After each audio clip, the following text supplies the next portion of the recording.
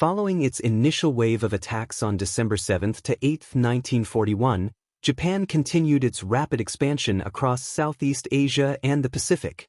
Two of its most important targets were Borneo and the Philippines, both rich in resources and strategically vital for controlling the region.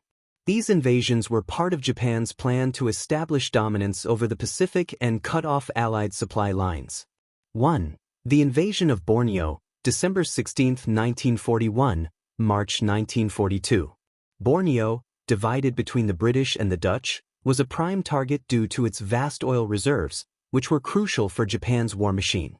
The invasion began on December 16, 1941, when Japanese forces landed in Miri, Sarawak, and quickly seized oil fields and refineries.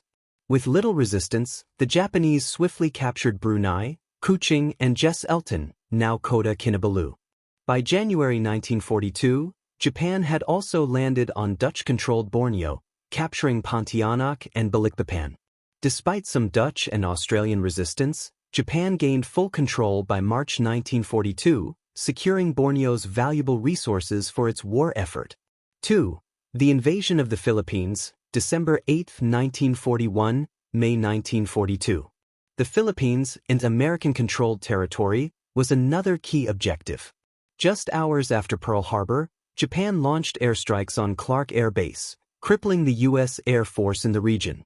By December 22, Japanese troops landed on Luzon, forcing American and Filipino forces to retreat. General Douglas MacArthur, in charge of the defense, adopted a delaying strategy, retreating to the Bataan Peninsula and Corregidor Island. However, with limited supplies and reinforcements, the defenders were eventually overwhelmed.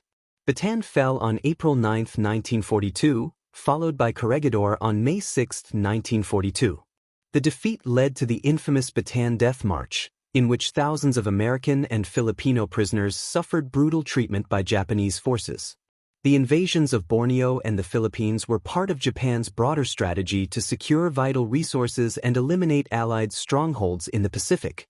These early victories solidified Japan's dominance, but the brutal occupation and the resilience of local resistance movements ensured that the fight was far from over. Japan's rapid expansion would soon face fierce counterattacks from the Allies, leading to a prolonged and bloody conflict in the Pacific.